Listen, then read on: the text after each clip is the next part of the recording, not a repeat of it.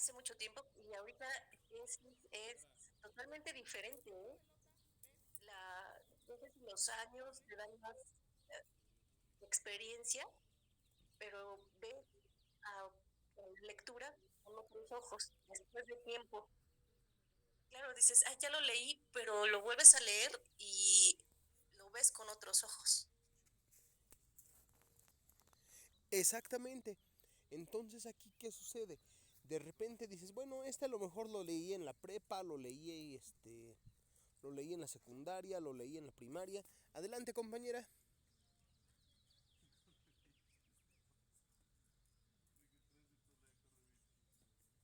¿Alguna duda, compañera Erika? ¿Algún otro No, comentario para no, finalizar? perdón, es todo. Es todo. Ah, Gracias. ok. Bueno, entonces es muy importante este aporte que nos da la compañera Erika, porque ella dice, yo ya lo había leído antes. Dice, y a lo mejor su percepción fue distinta, ahorita lo lee de nueva cuenta y dice, la forma en la que lo estoy ahorita leyendo, ya como que lo asimilo, lo entiendo de otra manera. ¿Por qué? Porque esta obra lo que busca o lo que hace en un primer momento es retratar el contexto social, que a la fecha aquí en México no ha cambiado mucho. A lo mejor ahorita, por ejemplo, el, el autor pone como ejemplo a estos muchachos que estaban inmersos en la moda de los pachucos. A lo mejor si nos trasladamos ahorita nos vamos a encontrar con que él podría hablar a lo mejor de los famosos alucines. Eh, y así sucesivamente. ¿Algún otro comentario? Adelante.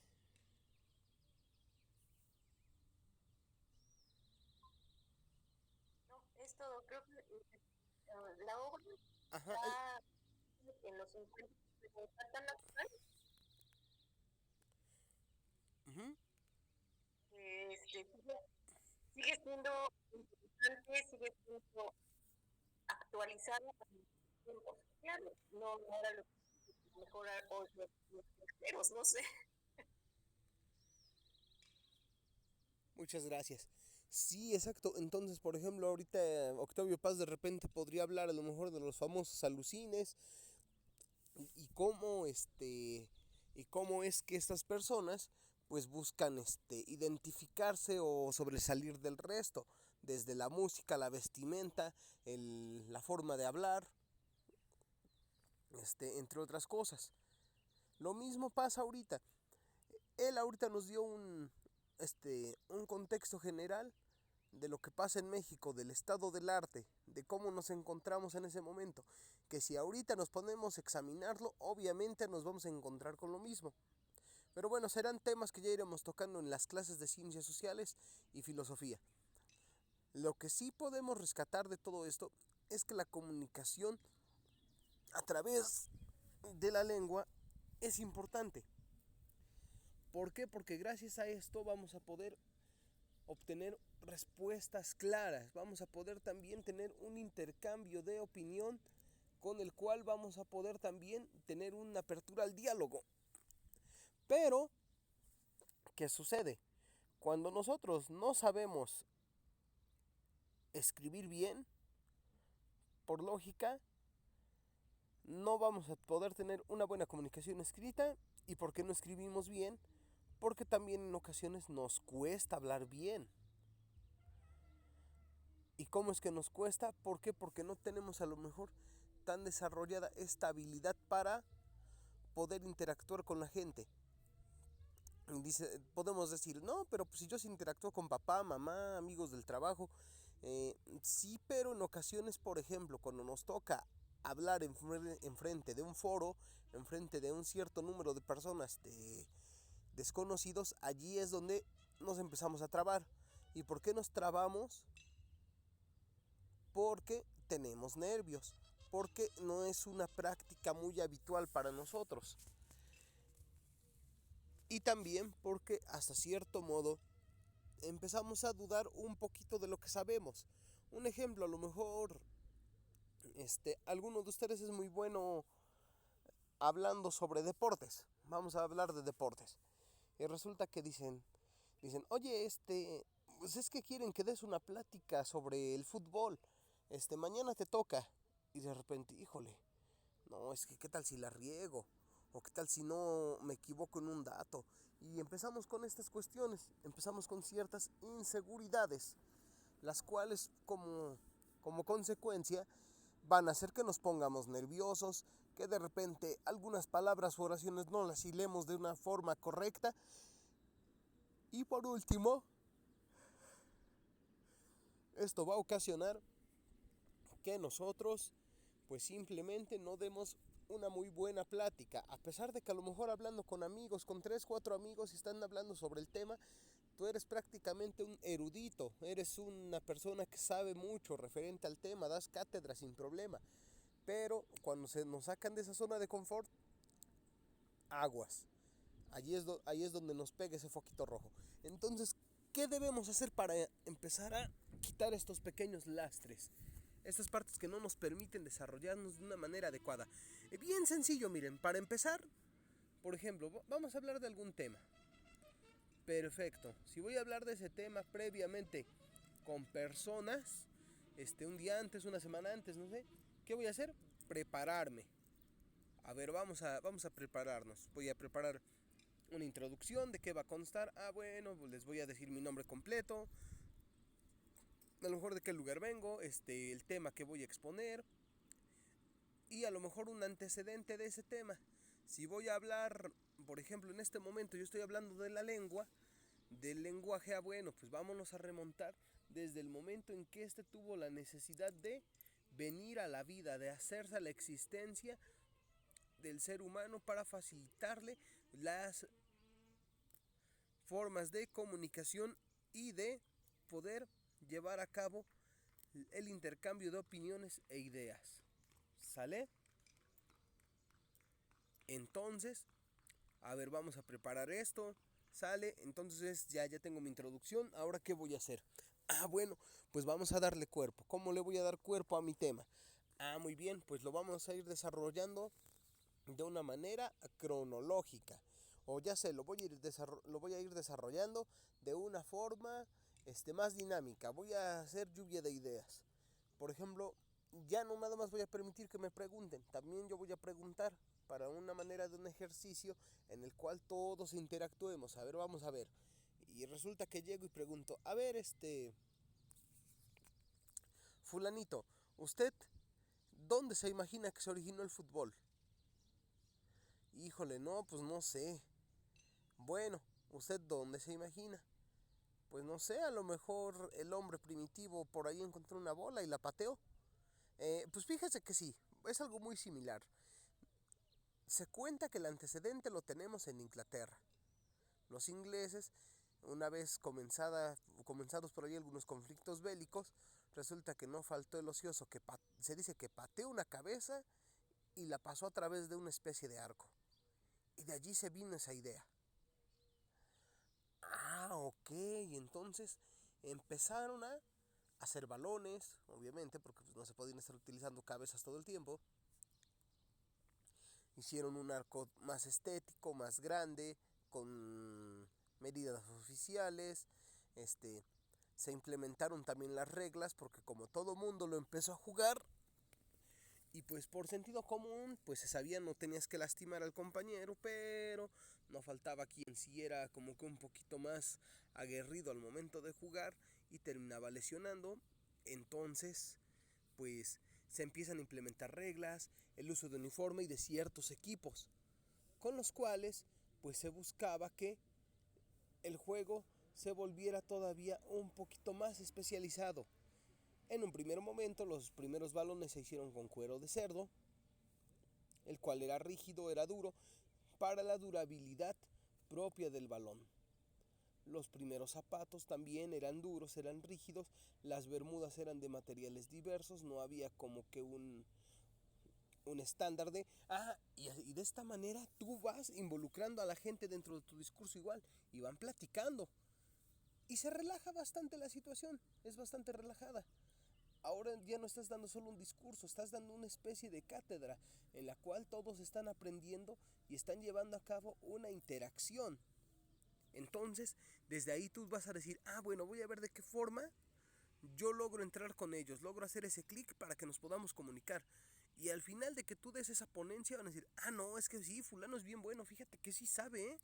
Oye, ¿te acuerdas del ejercicio este que nos hizo hacer? ¿Te acuerdas que a ti te preguntó de esto? ¿Y te acuerdas que nos dijo aquello? No, pero acuérdate que él dijo que los balones se hicieron de esto. ¿Pero por qué? No, pero es que acuérdate también que el primer antecedente no fue nada más ese balón. ¿Ves que estaban hablando de las cabezas? Sí es cierto. O sea, y de esa manera nosotros nos empezamos a acordar y después cuando a lo mejor se lo platicamos a alguien, se lo vamos a platicar con un cierto entusiasmo. ¿Por qué? Porque logró cautivar nuestra atención, porque logró que todos nos pusiéramos de acuerdo en ponerle atención. Es por eso que muchas veces el docente, el orador o cualquier persona que está al frente de un grupo no basta con el hecho de que le den un poquito de autoridad. Sí, tienes autoridad, pero no nada más es eso. O sea, tienes que aprender a comunicarte con la demás gente. No es nada más hablar fuerte, no es solamente hablar rígido, no es solo gritar, no es solo dar una orden. No, tienes que buscar la manera en que estas personas quieran escucharte, en que tú ganes ese interés, que tengan interés y no sientan solamente una especie de miedo o obligación de, no, es que tengo que llegar a la clase porque si no me va a reprobar el profe. No, por el contrario, que digan, no, pues vamos, es que ves que se pone buena la clase. Ves que nos quedamos platicando de esto la otra vez. O, vente, vamos a la ponencia de fulano, ¿ahora de qué va a hablar? No, ves que la ponencia pasada fue del fútbol, ahorita va a hablar del béisbol. Oye, va a estar bueno, vamos, pues es que la otra estuvo igual bien padre. ¿Y por qué se van con ese antecedente? Porque les gustó, porque la forma en la que la persona hizo esa presentación les fue agradable, les gustó, les atrajo, les cautivó y quieren aprender más. Despertó, hizo clic esa curiosidad. También aquí cuenta mucho otros factores como el tono de voz. Por ejemplo, no todo el tiempo voy a estar hablando así de manera lineal, como si estuviera leyendo y diciéndoles lo siguiente: compañeros, el ser humano tuvo que implementar, punto, el uso del lenguaje para poder comunicarse con otras personas, ya que al ser un animal social, requiere de una comunicación con los demás. Entonces, o sea, se dan cuenta cómo de esa manera a los 5 minutos los voy a tener aburridos. Si bien me va tal vez media hora voy a tener su atención, pero después de esa media hora no es cierto, ya no tengo la atención de nadie. Ya se me fueron, ya no están, ya no los tengo. Y es donde yo voy a empezar a desesperarme. Y voy a empezar, a ver, compañero, siéntese, compañera, no esté platicando con la otra compañera. Oiga, compañero, ponga atención, deje de observar la ventana. Oiga, compañero, ¿qué está haciendo usted ahí? Deje de estar rayoneando la libreta y ponga atención, tome el apunte. Ese es uno de los principales problemas que teníamos nosotros cuando íbamos en la primaria, la secundaria. Ese era uno de los grandes problemas, que el catedrático en ocasiones se limitaba a dictar, únicamente a dictar, únicamente a repetir la clase, únicamente a hacer lectura. Y sí, la lectura es muy buena, pero siempre y cuando también se vaya haciendo un intercambio de ideas, siempre y cuando haya esa interacción entre todos. Oye, ¿sabes qué? El día de hoy ya sé cómo voy a hacer mi ponencia. Ya hice lluvia de ideas la otra vez. Ahorita voy a hacer un debate. Vamos a hacer debate.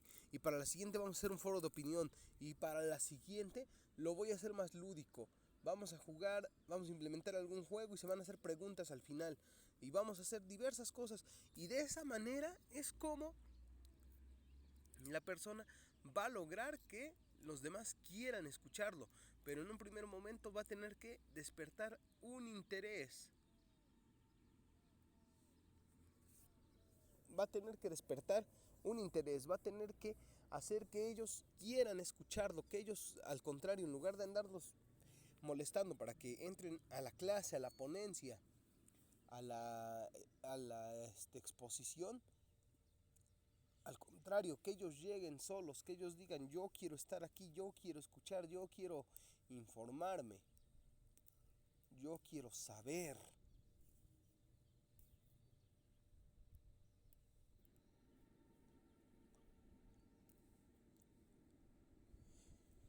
Y el tono de voz obviamente también es el adecuado. No puedo estar, como les decía hace un ratito, así como si estuviera leyendo, ni tampoco puedo o debo estar gritando todo el tiempo así como: compañeros, entonces yo les digo que... Es decir, no hay una modulación referente al volumen, referente al tono. No es como que las partes importantes el maestro de repente las resalta con su tono de voz y hace un énfasis ahí. Un énfasis, o sea, se quiere decir como que está recalcando esa parte. Como que es una parte importante, y por eso de allí es que su tono de voz es un poquito más elevado. Y de repente lo baja cuando es algo, sí, con una cierta relevancia, pero que no va a lo mejor a tener mayor afectación o beneficio. Simplemente es información la cual por sentido común pues ya se sobreentiende. ¿Sale? ¿Hasta aquí alguna pregunta?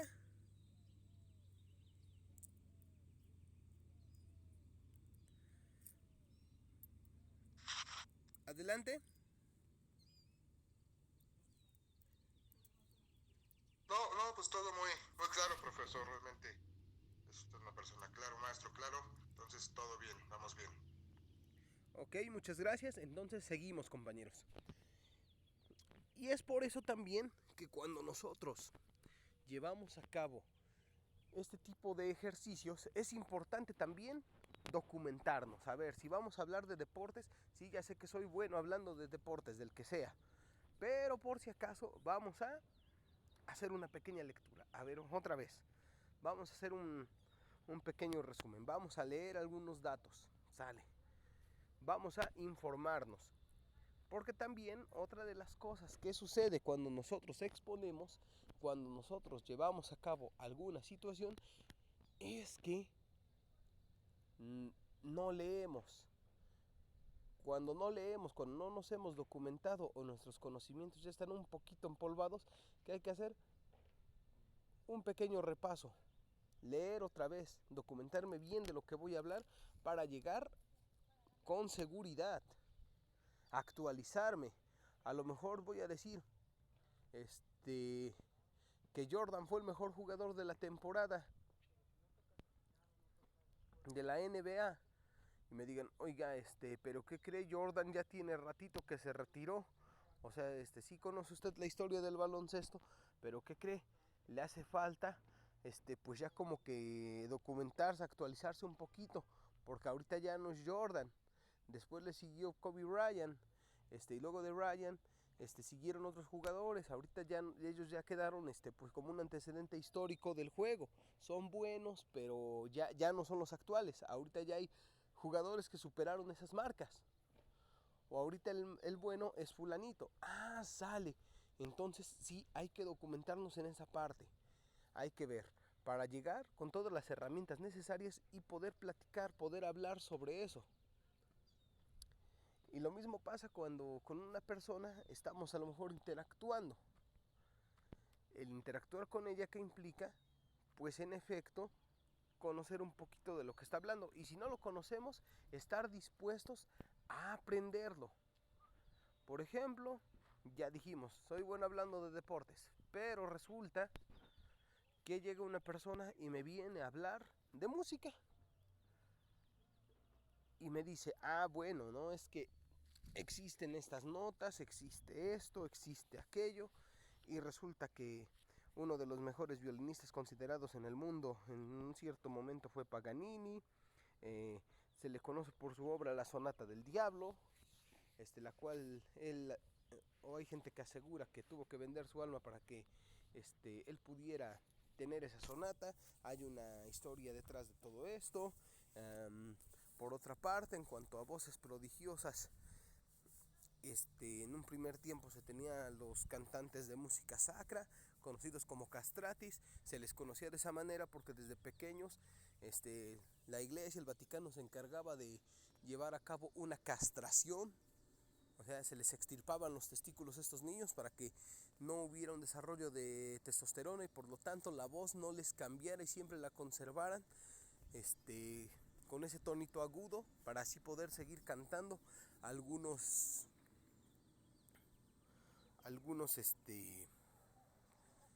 temas propiamente religiosos pertenecientes a la música sacra. Ok, ya esta persona me está explicando ciertas cosas que yo la verdad desconocía en lo absoluto, ¿no?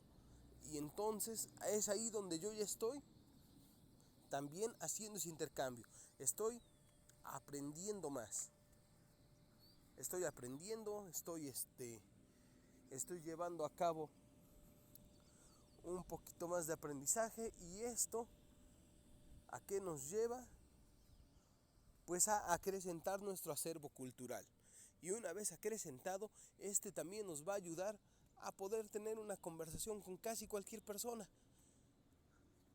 Y no para demostrar que sabemos más, no, pero simplemente para que el intercambio de opiniones pueda ser muy bueno. Y que si a lo mejor otra vez, si yo desconozco algo que estén platicando, pues también tenga yo la capacidad de apertura para ahora aprenderlo. Y posteriormente, tal vez en otro momento, ahora sí, yo también pueda ser partícipe y pueda también ser emisor y no solo receptor.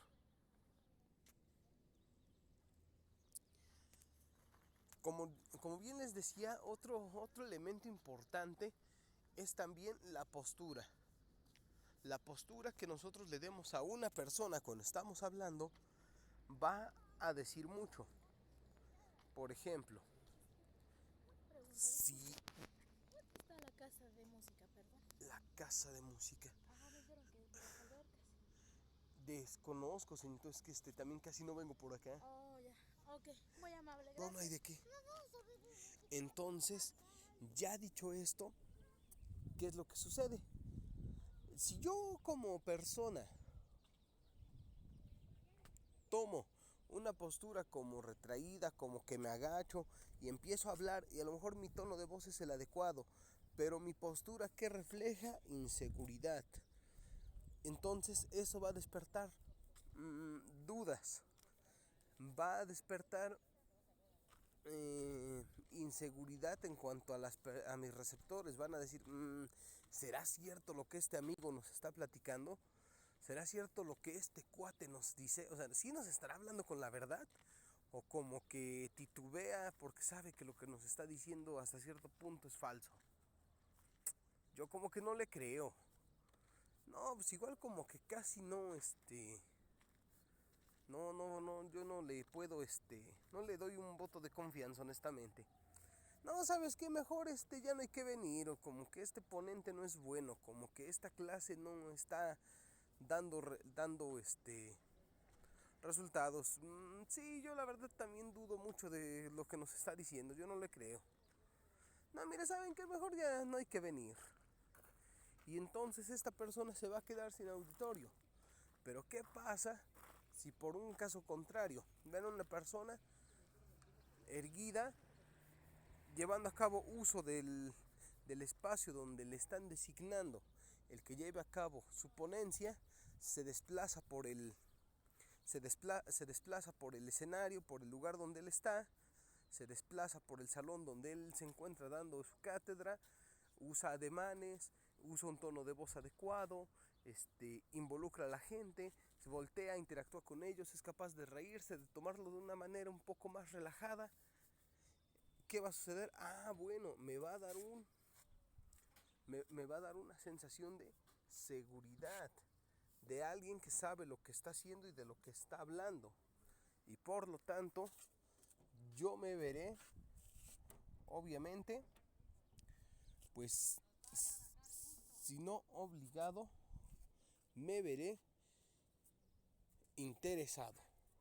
Me veré interesado en lo que esa persona está hablando. Y querré conocer más y querré hacer más. Y por ende voy a requerir seguir viendo su cátedra. Y hasta termina siendo un ejemplo. ¿Por qué? Porque el ser humano tiende a imitar. Nosotros tendemos a imitar muchas cosas. Tendemos a imitar vocabularios, tendemos a imitar posturas, comportamientos. Entonces, para cuando a lo mejor a mí me toca exponer, voy a decir, no, pues como el ponente que vi, ya sé, ahorita que me toque pasar a exponer, yo me voy a parar derechito, voy a tratar de interactuar con los compañeros, ya mi tema yo ya sé que ya lo traigo preparado, entonces vámonos, manos a la obra. Y resulta que pudiste hacer una ponencia igual o hasta mejor que la que tú observaste en un cierto momento. Como bien les comentaba desde la clase pasada, todos nosotros somos oradores por naturaleza. Solamente falta desarrollar un poquito más esa habilidad. Es una habilidad que muchas veces la tenemos pues desfasada, no se ocupa, no se usa, y todo lo que no se usa se atrofia. Es una de las primeras leyes de Lamarck. Todo lo que no se usa se atrofia. Entonces es por eso que a veces nos cuesta mucho esa interacción, pero ya verán que si ustedes lo van intentando con el paso de los días, con el paso del tiempo, será una habilidad para ustedes sumamente fácil de manejar. Será algo que ya ni siquiera les va a costar y que lo van a hacer casi por manera instintiva. Como en un primer momento, cuando yo les comentaba en la clase anterior que buscábamos el convencer a alguien, pues así lo mismo pasa con esto. Vamos a terminar convenciendo a alguien. ¿De qué? De lo que queramos. Yo lo quiero convencer a fulanito de que vayamos por el campo a caminar y hacer y montar un campamento. Pues sale, ¿cómo lo convenzo? Pues le voy a hablar de todas las ventajas y de todos los beneficios que tiene irse de campamento. Que si yo quiero convencer a sultanito de que entre a trabajar en la empresa en la que yo estoy, bueno, pues le voy a hablar de todos los beneficios que tiene trabajar en esa empresa para la cual yo me empleo. Y así sucesivamente. Vamos a buscar la manera de que estas personas hagan lo que nosotros estamos buscando. Pero todo es a través de la comunicación, a través de una buena estructura gramatical. También cuando escribamos algo, respetar comas, signos, admiración, signos de puntuación, signos de interrogación, para que también mi idea pueda ser clara. Y es entonces como así el arte de la comunicación, tanto escrita como verbal, es importante. Y por eso de allí también el tratar de de no escribir con faltas de ortografía. ¿Por qué? Porque una falta ortográfica también nos va a hacer una mala jugada cuando escribamos algo. Porque una mala estructura gramatical va a dar a entender otra cosa en un mensaje, no lo que estamos buscando. ¿Sale? Entonces, de esa manera es como nosotros vamos a buscar el comunicarnos con los demás, pero de una manera efectiva, de una manera que sí logre cautivar, que sí logre causar un impacto positivo ante el auditorio o receptores que tengamos de nuestro mensaje. ¿Hasta aquí alguna duda, compañeros? No, todo bien, profe. Perfecto, seguimos. Por ejemplo, aquí en México es un país muy diverso, pero aparte de diversidad cultural y de riqueza y recursos naturales y de ser un país biodiverso, también nuestra lengua tiene muchas variantes. Hablábamos la clase pasada referente a los sinónimos. Pues ustedes me creerían si yo les digo que dentro del español hay todavía una lengua adicional que se fue formando con el paso de los años y que esta fue producto de la deformación misma del propio lenguaje. ¿Ustedes me creerían si yo les digo eso?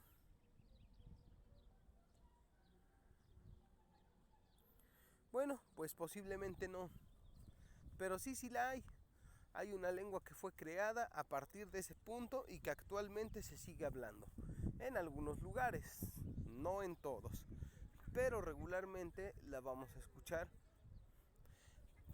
por algunas zonas como el barrio de Tepito, que normalmente es donde más se emplea.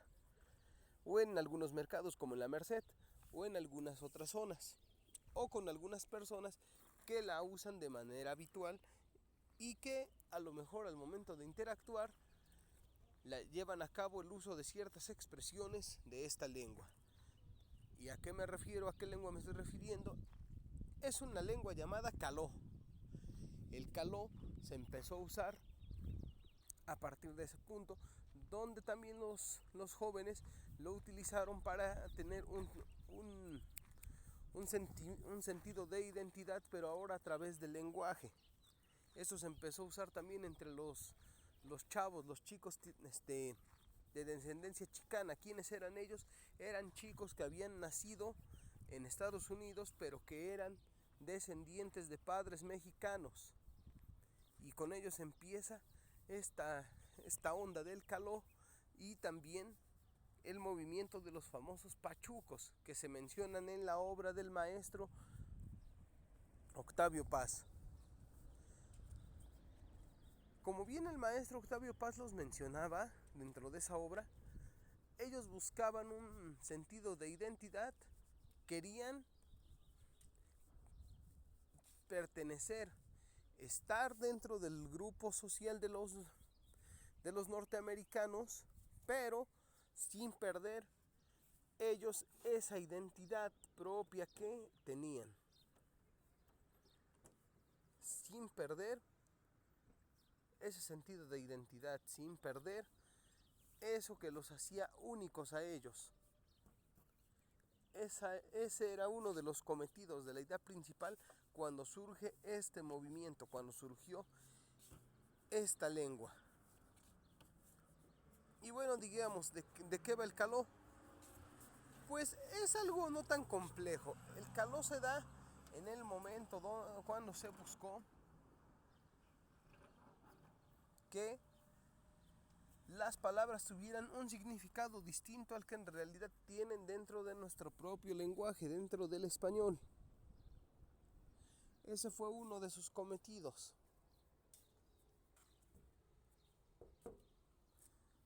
Que si ahora bien una persona que no esté familiarizada con sí con el español, pero no con el caló, la comunicación se le va a hacer un poquito difícil. Se le va a hacer un poquito hasta confusa. ¿Por qué? Porque el caló le ha designado un valor diferente, una connotación distinta a ciertas palabras, las cuales ya no significan prácticamente lo que nosotros estamos pensando. De hecho, les voy a dejar como tarea, como un ejercicio propiamente de esto, una canción que prácticamente está escrita en caló. Y nuestra tarea va a ser escribir qué le entendimos, de qué hablaba la canción. Esta canción es perteneciente a un cantante que se le conoce como La Tarántula, pero la versión más coloquial, la versión más conocida, fue una reversión hecha por la banda mexicana Café Tacuba. La canción se llama Chilanga Banda y se las voy a hacer llegar al grupo. Esa va a ser parte de nuestra tarea, para que más o menos tengamos una idea del tipo de cuestiones de las cuales yo les quiero comentar respecto al lenguaje oral y escrito. A lo mejor haya quien ya la conoce, quien ya la escuchó, y quien no, pues los invito a que la escuchemos ahorita para la realización de esta tarea, de esta actividad. ¿Hasta aquí alguna duda, compañeros? ¿Algún comentario? No, todo va muy bien, profe. Pues sí, realmente Café Tacuba, muchas de sus canciones son así como usted comenta, con el idioma tipo caló, mete palabras que ni siquiera son a lo mejor sus sinónimos, pero dan a referir eso. Sí, está muy buena la canción. Ok, bueno, por aquí el compañero Rafael parece que sí ubica la canción. La vamos a de hecho la vamos a utilizar para llevar a cabo este ejercicio. La vamos a utilizar, la vamos a escuchar y esa va a ser parte de nuestra tarea. Y bueno, compañeros, pasando a esta cuestión, también vamos a hacer un cuadro comparativo entre el estilo de escritura de el maestro Octavio Paz y el maestro José Emilio Pacheco. Vamos a hacer una pequeña lectura, también vamos a poner nuestro punto de opinión referente a una obra literaria llamada Batallas en el Desierto. Vamos a trabajar con ese libro. Ya leímos un capítulo de El laberinto de la soledad. Fue el capítulo 1, que se llama El Pachuco y otros extremos. Y con el maestro José Emilio Pacheco también vamos a trabajar el capítulo 1 de la obra Batallas en el Desierto. Ahorita es lo que vamos a estar trabajando, pero bueno, poco a poco les iré dejando cada una de esas tareas. No les pienso dejar más de una tarea por sesión. ¿Por qué? Porque también entiendo que pues hay múltiples ocupaciones las cuales pues hay que atender. Entonces también no quiero que nos saturemos con otras cuestiones que sé que bien podemos ir organizando e ir dejando poco a poco. Ya una vez terminado de comentar toda esta parte, vamos a pasar un poquito a lo que viene siendo la... Adelante. Dijo la de Chilanga Banda, ¿verdad? Sí. Ah, sí, está bien. Sí. Gracias, perdón. Sí, no hay de qué. De todas maneras, compañeros, la voy a subir. Voy a subir la canción y les recuerdo qué es lo que se va a hacer con esa canción. Para que a lo mejor si de momento se nos olvida, pues no pasa nada, porque la información pues va a estar en el grupo. Y bueno, como les comentaba ya bien, para finalizar esto, cerramos con ese último comentario y vamos a iniciar un poco con lo que viene siendo la materia de filosofía. Para empezar, la materia de filosofía es algo que hemos estado escuchando casi de toda la vida. Que si está filosofando fulano, que si el filósofo tal, que si llevo filosofía en la secundaria, o que cada persona tiene su filosofía, o que si fulanito es muy filosófico. En fin, hemos escuchado el conjugar esta palabra, el parafrasearla, el jugar con ella miles de veces. Pero la cuestión aquí, la pregunta es, ¿qué es la filosofía propiamente? ¿Qué es? ¿De qué va? ¿Cuáles son sus elementos principales? ¿De dónde surgió? ¿Para qué sirve? ¿No? Sobre todo eso, ¿para qué sirve? ¿Cuál es el propósito de la creación de esta materia?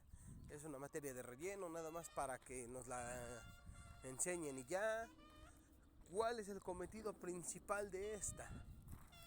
Bueno, pues vamos a empezar a analizarla desde el nombre. Filosofía. Filos hace una referencia o quiere decir en castellano o en español amor, y Sofía o Sofía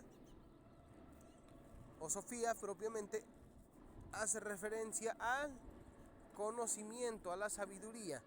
Entonces, juntando estas dos terminologías, filosofía quiere decir amor al conocimiento o a la sabiduría. Ahora bien, entonces los filósofos, ¿qué son? el filósofo es aquel que entonces busca el conocimiento, que siente amor por el conocimiento o que es amigo del conocimiento. Entonces dicen, bueno, si la filosofía es amor al conocimiento, el filósofo es aquel que busca generar conocimiento, entonces lo que se busca o lo que la filosofía busca o para lo cual fue creada es para la creación o adquisición de conocimiento. Muy bien. Pero ahora otra interrogante. ¿Para qué queremos ese conocimiento? El ser humano siempre ha sido curioso por naturaleza, siempre. Tan es así que siempre va a buscar la respuesta de cualquier incógnita. Entonces, ya llegado esto, ¿qué es lo que puede decir el ser humano? Pues que el ser humano va a buscar siempre la respuesta de todo para obtener la verdad. O sea, el ser humano siempre... Disculpe, ¿qué me dijo que era la palabra filosofía? ¿Amor al conocimiento? Sí, compañero. Amor al conocimiento. Y el filósofo, pues propiamente es aquel que ama el conocimiento o que es amigo del conocimiento. Entonces, bueno, retomando lo anterior, el hombre va a buscar la obtención del conocimiento para tener la verdad, la obtención del conocimiento para obtener la verdad. Y vamos a decir que es la verdad entonces. La verdad simplemente es aquello que es y no es nada más.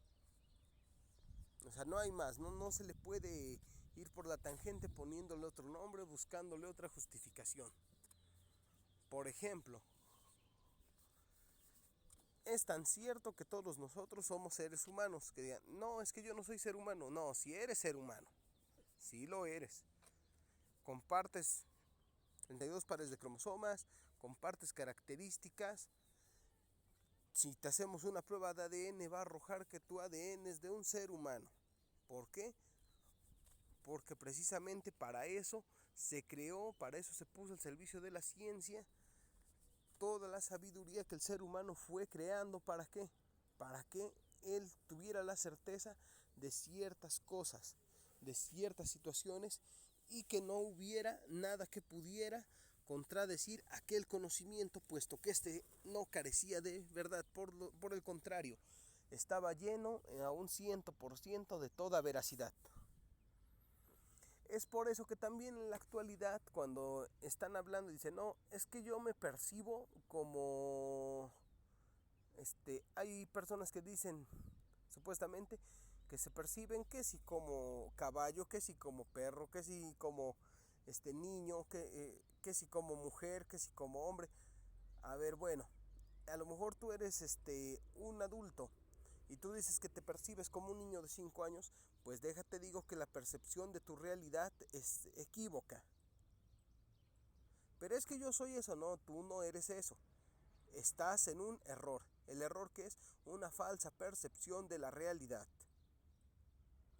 Entonces esta persona se encuentra errada. Y es por eso que no puede decir, no, es que yo me percibo así. Lo siento mucho, pero tu concepto es erróneo. Y te lo voy a demostrar. A ver, para empezar, ¿en qué año naciste? No, pues yo me percibo de 5 años. ¿En qué año naciste? En el 91. Haz tu cuenta, del 91 a la fecha, ¿cuántos años ya pasaron? 32. Tienes 32 años. No eres un niño de 5. Eres un hombre de 32. Que tu percepción esté totalmente equívoca es diferente, pero tú no tienes 5 años, tienes 32 años y no eres un niño. Biológicamente ya eres un hombre. Ya no tienes capacidad de crecimiento, obviamente de aprender sí, pero ya no tienes las mismas capacidades cognitivas de un niño de 5 años. Y si las tuvieras, bueno, eso es un tema muy distinto, porque entonces presentarías una especie de retraso mental.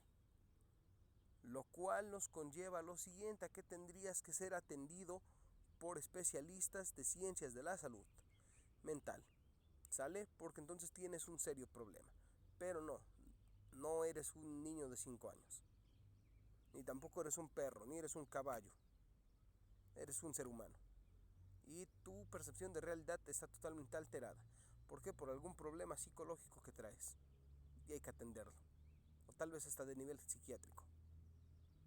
Y es por eso que todas estas corrientes supuestamente de libertad de percepción de género son totalmente equívocas. ¿Por qué? Porque simplemente somos lo que somos. No somos más ni somos menos.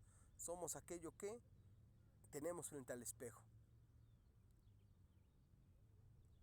Es entonces donde aquí sí nos damos cuenta cómo la filosofía juega un papel sumamente importante. ¿Por qué? Porque la filosofía por eso busca la generación de conocimiento y por eso a través de ese conocimiento siempre va a buscar una verdad.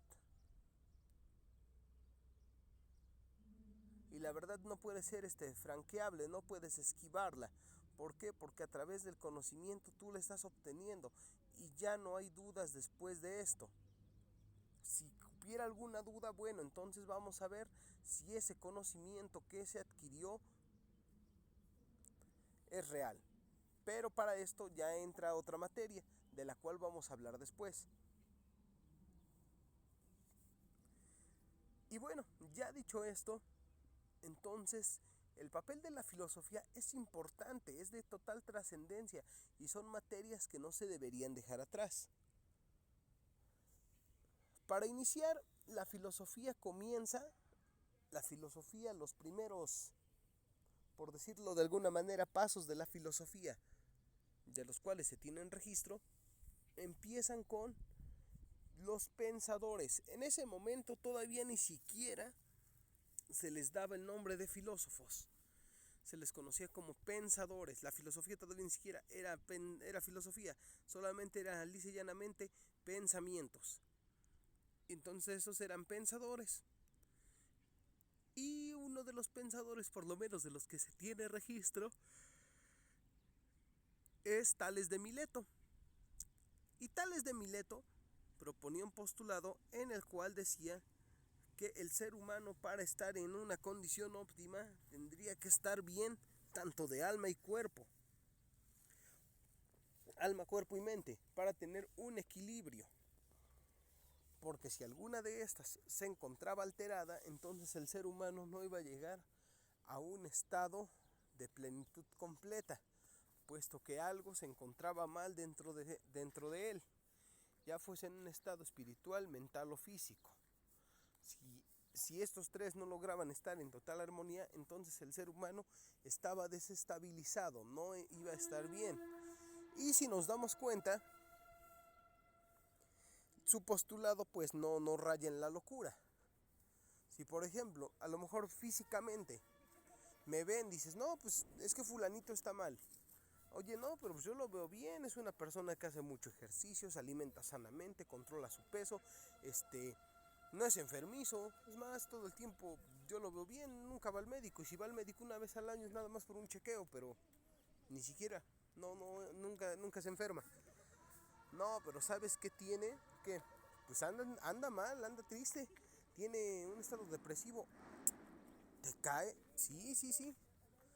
Sí, de hecho, desde que a lo mejor le pasó X situación, desde ahí él empezó a estar mal.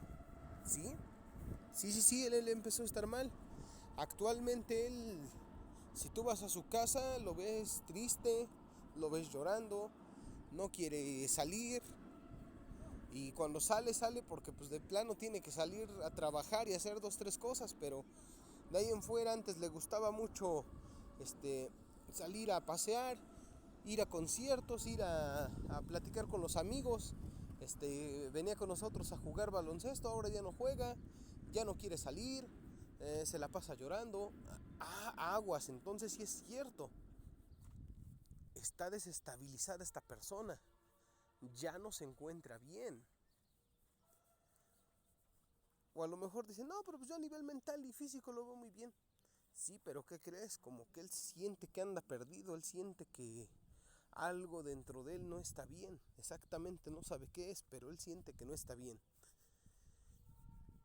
Y él dice que siente que que algo le está pasando. Ah, bueno, a lo mejor sí venía siendo un tema espiritual, a lo mejor tenía ciertas dudas referente a su propósito en la vida, alguna situación que por allí le pasó, que ya le generó ciertas dudas y que no le permite estar en condiciones óptimas la para la interacción con sus demás compañeros, con las demás personas. He ahí la situación. Y como podemos ver muchos otros ejemplos. Puede haber muchas otras situaciones más, al igual que esta, la cual, si nosotros la comentamos, la platicamos, vamos a llegar a muchas otras conclusiones. De eso iba su postulado de Tales de Mileto. Ya posteriormente vino la época clásica de la filosofía, con personas de renombre, como bien se podría hablar de Aristóteles, Platón y su maestro Sócrates. Cada uno de ellos tenía también algún postulado, alguna corriente fue creador de alguna corriente filosófica. Por ejemplo, la mayéutica de Platón. ¿De qué iba la mayéutica de Platón? De formular preguntas hasta llegar a una sola respuesta. ¿Y quiénes son los que aplican la mayéutica de una forma excepcional? Por excelencia, los niños. Si en este momento hay un niño cerca de ustedes, les apuesto que ya les hizo por lo menos 5 preguntas y no paró de preguntar hasta que tuvo una respuesta, por lo menos que medianamente le convenciera. Empezaron a lo mejor con un ¿qué haces? Y tú tal vez le contestaste, estoy tomando clase. ¿Y por qué? Ah, bueno, porque tengo que tomar clase, estoy tomando mis cursos de escuela abierta. ¿Y por qué?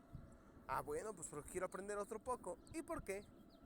Bueno, pues porque en el trabajo pues hay una posibilidad de ascender, de tener un puesto mejor, y pues también quiero mejorar esa parte, porque eso implica que voy a tener ingresos mayores. ¿Y por qué? Porque si me preparo otro poquito pues puedo ganar más y así puedo hacer más cosas. ¿Y por qué? Y así se van a ir, ¿y por qué? ¿Y por qué? ¿Y por qué? ¿Y por qué? Hasta que le des una respuesta que realmente diga, bueno, ya, me quedo con eso. Te creo, me convenzo, me has convencido. Y se van. Pero si la respuesta que tú les das nada más no le va a convencer, olvídate de que el niño se vaya. No se va a ir hasta que tenga una respuesta convincente.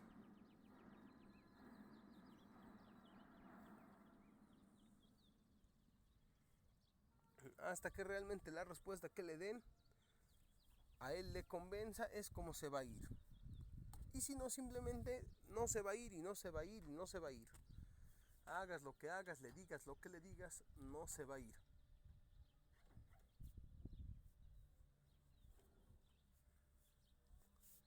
Y no va a dejar de preguntarte, a menos de que a lo mejor lo regañen.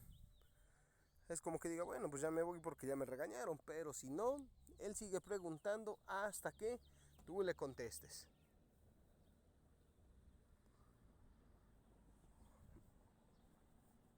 Por otra parte, Sócrates hablaba mucho referente a lo útil que podría ser algún argumento, pero solamente con tres preguntas. Él lo hacía bien fácil.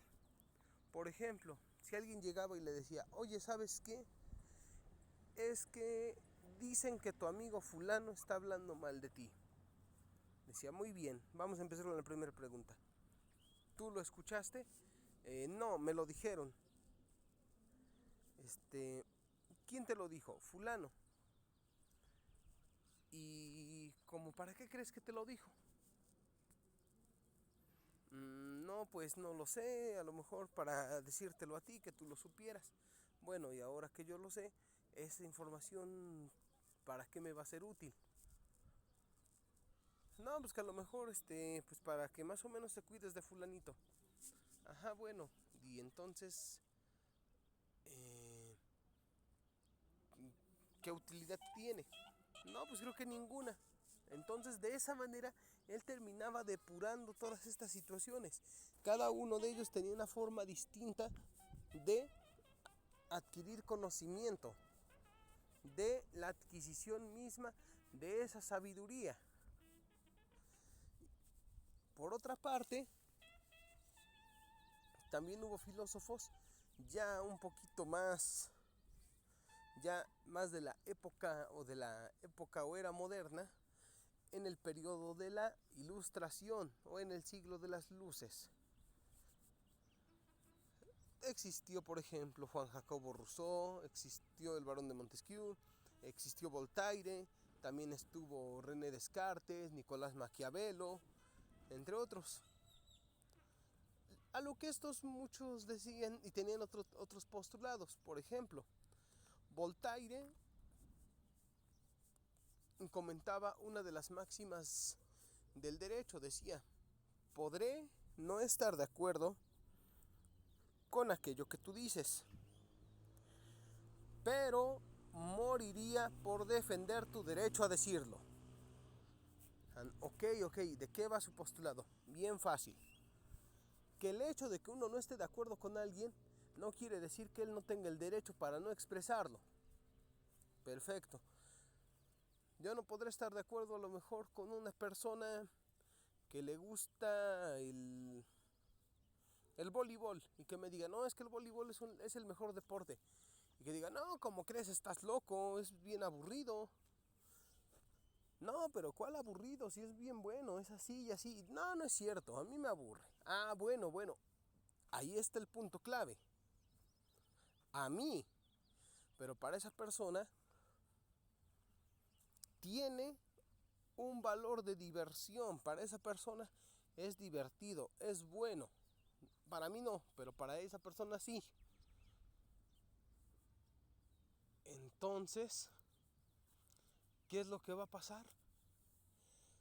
Pues que si yo no respeto esa parte, obviamente esta persona tampoco va a respetar hasta un cierto punto mi opinión. Y lejos de que haya un intercambio, un feedback, una interacción en la cual todos podamos aprender, lo único que va a resultar de esto va a ser una discusión.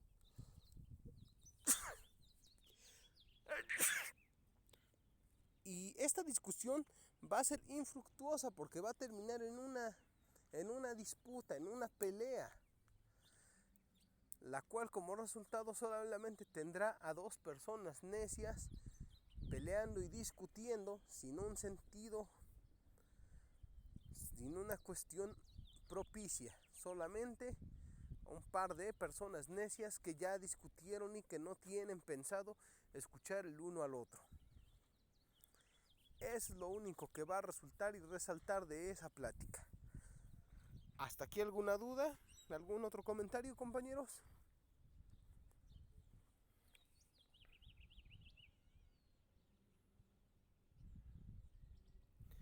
Bueno, pues vamos a seguir. Entonces,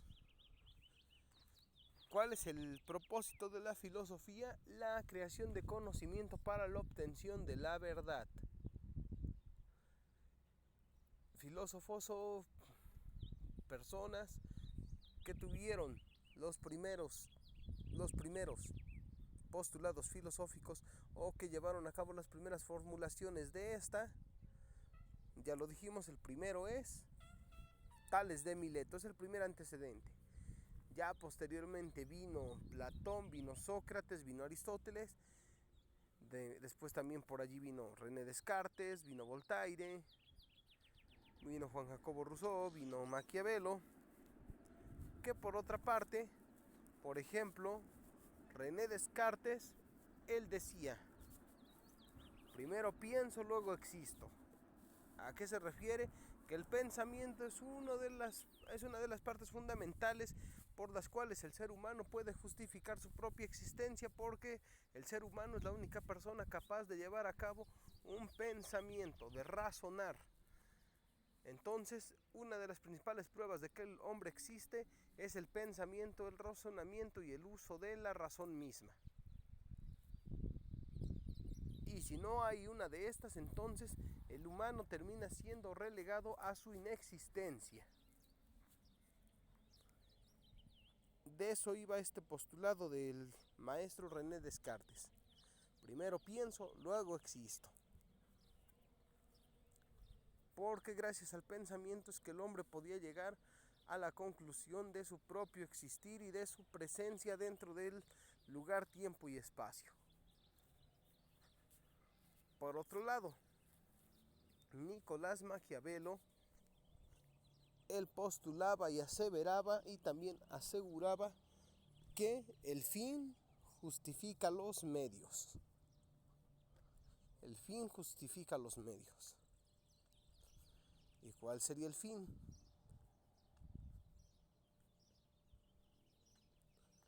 El que tú quieras. Justificar los medios, también haz lo que quieras para llegar a aquello que estás buscando. No importa que tengas que hacer, que decir, qué hacer. Tu fin justifica los medios que utilices. Tú no tengas miedo de que si tienes que matar, tienes que mentir, robar, falsificar, que no te interese. El fin justifica los medios. Que te juzguen por lo que hiciste, está bien, no pasa nada. Porque otra vez el fin está justificando tus medios. A ti que no te importe. Que el fin justifique los medios que tú uses. Lo único que interesa es que tú obtengas aquello que estás buscando. Y no te fijes en los demás. Entonces de esta manera vemos como Nicolás Maquiavelo hacía de lado cualquier tipo de moral o pensamiento ético para llegar y obtener lo que él buscaba, lo que él quería. Ese era otro de sus postulados. Y esa era la forma en la que él lo veía, en la que él percibía las maneras de interactuar.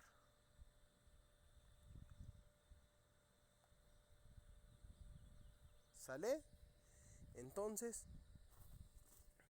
aquí podemos observar cómo cada uno de ellos tenía una forma distinta de pensar. Y aquí se contraponen dos puntos. ¿Por qué? Porque por una parte, Voltaire una vez decía, el ser humano es bueno por naturaleza, la sociedad es quien lo corrompe. Mientras que Nicolás Maquiavelo decía, el hombre es malo por naturaleza.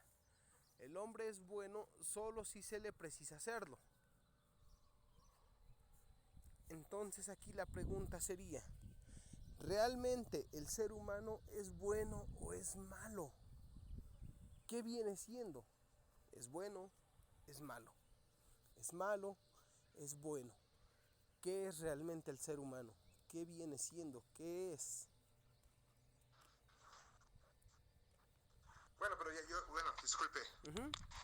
Yo pienso que ya respecto a esa pregunta, pues ahí, lógicamente, la filosofía es una materia, un tema muy debatido, porque no siempre estás de acuerdo con lo que dicen.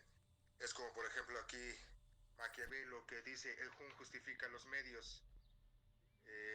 Para muchas personas, pues eso no lo aceptan, dicen, no, pues como usted, profe, acaba de decir, ¿no? Si es necesario que tú mates a alguien, pues ni modo, ¿no? El fin justifica los medios con tal de que llegues a tu cometido, cuando el cometido está erróneo. Y aquí, como usted menciona, entonces somos buenos o malos. Pues yo pienso que realmente no somos buenos ni malos, simplemente todo depende de, dijera por ahí, el cristal con que se mire, ¿verdad? Desde la persona. ¿Por qué? Porque, por ejemplo, yo ahorita el comentario que estoy haciendo simplemente, a lo mejor para algunos va a estar bien, para otros van a decir, bueno, pues qué se mete si el profesor está hablando, ¿verdad? Entonces eso sí estaría como que ya muy debatido. Por ejemplo, yo puedo decir que una persona es buena por salvar a un niño, Pero no sabemos qué hay trasfondo, ¿verdad? ¿Qué tal que esa persona misma fue la que puso en riesgo al niño y después lo salvó para remediar el error que había cometido? Entonces ahí, pues, vemos que es bueno, pero no sabemos lo que hizo atrás. O sea, lo que hizo atrás fue malo. No, eso sí está muy, muy difícil. Es todo. Muchas gracias, compañero Rafael, y precisamente diste con una parte muy importante. ¿Por qué? Porque esto sería subjetivo. ¿A qué vamos? Miren, yo por ejemplo les voy a dar mi opinión sobre estos dos postulados. Ya saben, por un lado Voltaire dice que el hombre es bueno, solamente que la sociedad lo corrompe, y por otro lado Maquiavelo dice que el hombre es malo y que solamente sería bueno cuando se le precisa hacerlo. Pues yo les digo que el hombre no es bueno ni es malo.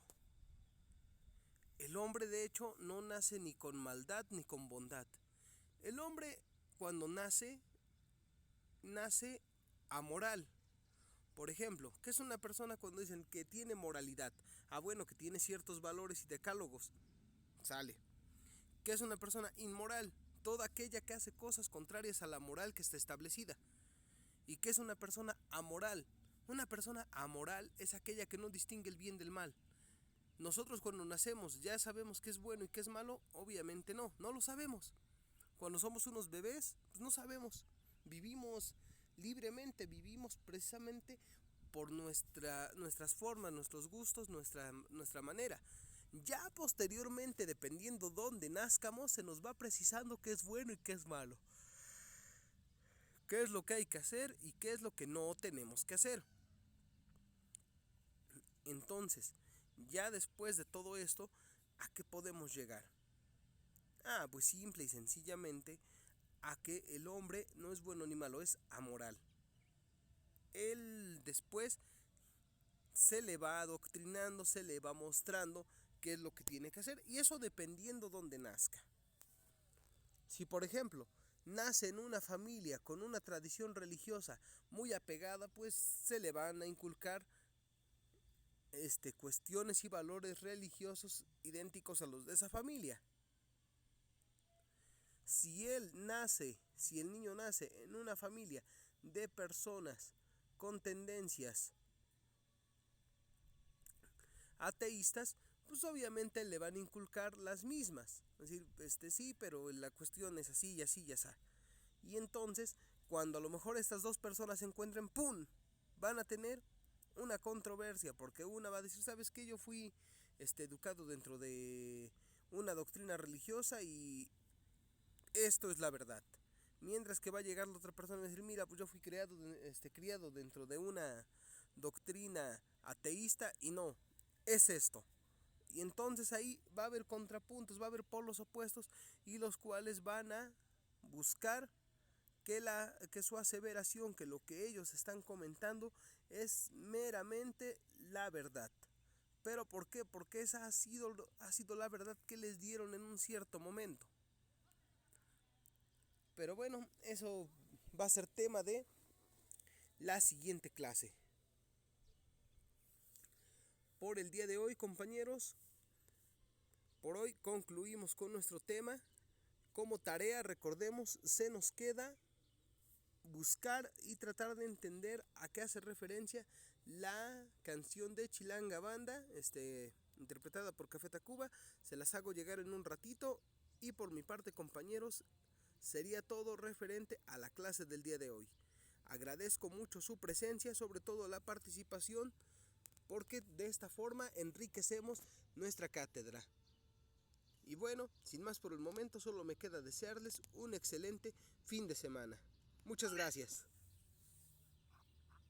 Gracias, profe. Gracias. Gracias, profesor. Que pase buen fin de semana. Gracias, compañeros. Muchas gracias a todos, porque gracias a ustedes se puede llevar a cabo este ejercicio de cátedra. Sin ustedes simplemente, pues nosotros no podríamos hacer nada.